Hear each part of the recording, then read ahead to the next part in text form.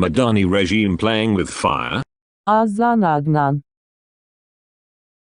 Welcome and thank you to our new subscribers. Over the past 2 days alone, we've had a surge of more than 150 new subscribers joining this channel, which is quite an achievement and a record of sorts for this channel. Thank you, too, to all our existing subscribers who had shared our videos, to help the messages reach a wider audience and thus get new subscribers. Our channel is not monetized. When you watch our videos, you don't get interrupted by annoying ads. As such, we do not get paid by YouTube a single cent. Making money is not the point to this channel. Sure, we are an influencer, in the sense we are change agents. We can never achieve a better Malaysia if we maintain the status quo. Change can be brought about in 2 ways.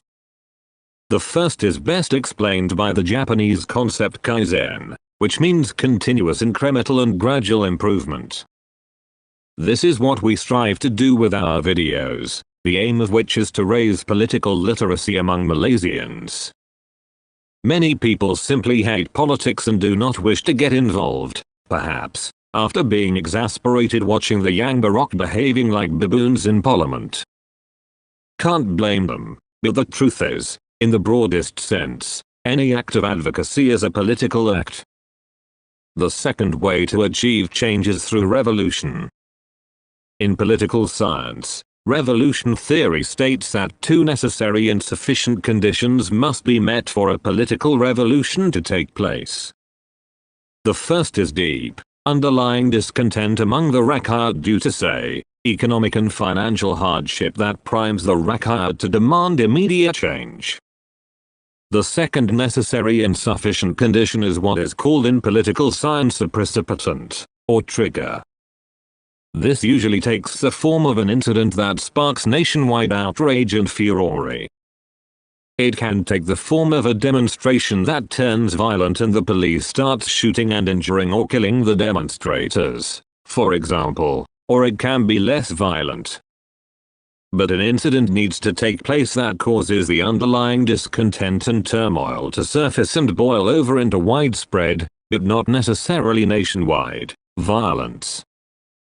During May 13, for example, many in Sabah and Sarawak were laughing at the idiocy and foolery of the Orang Semenanjung as they were, by and large, mostly unaffected by the Semeni Revolution of 1969. In the case of the Arab Spring, the underlying economic hardship led to demonstrations during which a teacher, too stressed in trying to make ends meet, snapped and decided to commit suicide by setting himself on fire, which, in turn, set the whole nation in protest and, in contagion, most of the Arab world from North Africa to the Middle East. More recently, in Bangladesh, underlying discontent led to demonstrations, where a precipitant caused it to turn violent, which then led to widespread riots and looting, mostly confined to Dhaka. The Madani government is now playing with fire. It underestimates the underlying discontent and hardship faced by the man in the street. Sure, the GDP growth, export and inflation figures look good, but the government fails to understand that there is a time lag before these figures translate to real benefits to the ordinary rakyat. The cost of living index is also a bit of a joke, as most of the items in the basket consist of government price controlled items, so, of course, the figures are distorted. Also, the items do not reflect what are the real basic necessities people actually spend money on. With increasing digitalization and mandatory use of government-sanctioned apps, the cost of internet access and cloud storage services ought to be included in the basket. Hoodwinked by the rosy figures, our leaders allow themselves to be lulled into thinking that the rakyat is happy, everything is hunky-dory, and they think there'd be no danger of a revolt. So they start their nonsense of pushing the envelope. They started the mandatory halal certification initiative, the FT Mufti bill, using Malaysian taxpayers' money to solve the problems of other countries, namely bringing in Palestinians for medical treatment at our expense.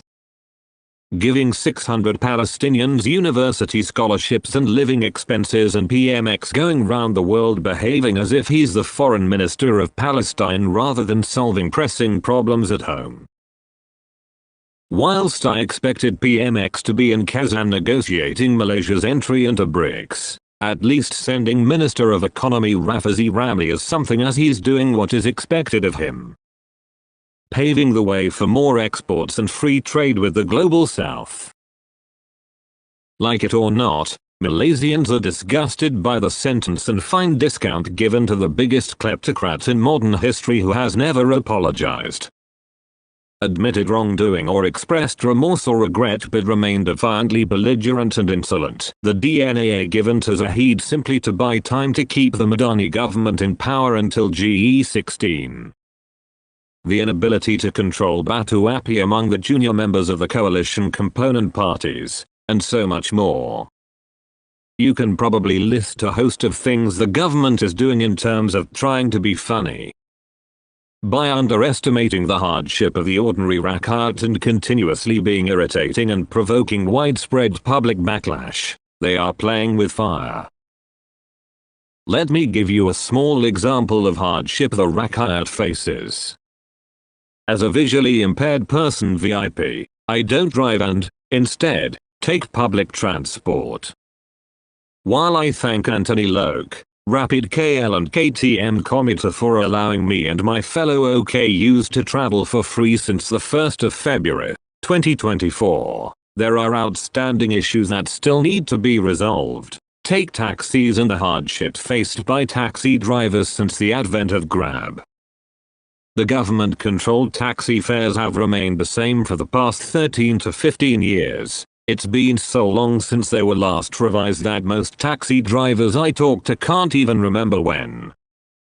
Their taxi rental is between RM40 to RM50 a day, and fuel cost is another RM40. Many still use petrol, as gas causes the engine to overheat and separate rosak, so they need to earn at least RM80 a day just to break even. This has been increasingly hard to do. Many taxi drivers are old, illiterate, uneducated and unable to use smartphones, let alone apps. They see it unfair that the government does not set a ceiling fare on Grab, who are legally allowed to charge whatever they please, whenever they please, even to the extent of tripling the fare during surge periods. To make ends meet, taxis at the One Utama taxi stand no longer use the meter and charge whatever they please, just like Grab. In fact, they haven't used the meter in the past 18-24 months. If the taxi uses the meter, the fare back home from One Utama would be RM4.25, but they charge anything between RM5 to RM12. In actual fact, in the past 6 months of using taxis from One Utama, only 2 taxi drivers have used the meter in the taxis I used. The free bus service is also a bit of a joke, as the service in my area runs only once an hour, so infrequent that hardly anybody uses it. And the government mere joke that they provide free bus service but nobody uses it. What would really solve the last mile issue, at least in my area, would be to reintroduce minibuses, the 14-seaters we used to have in KL in the 1970s, and with a frequency of 3 or 4 an hour. The mobility service is another joke. The videos I've come across only depict how good a Selangor or government is in introducing this service, but never explain what you actually need to do to utilize the service. All just self-serving and self-promoting propaganda. Aren't you fed up with the Madani regime's useless schemes that only serve to make life more difficult, more expensive, or are simply a complete waste of time? Let the world know in the comments what improvements you feel the government needs to do to provide a real positive change to the quality of life of you and your family members. Azlan Adnan, MA International Business and Management, VIP, CTM. PG Cert, teaching founder, Green Party of Malaysia. Sharing messages that deserve a wider audience. building a better Malaysia for our collective future.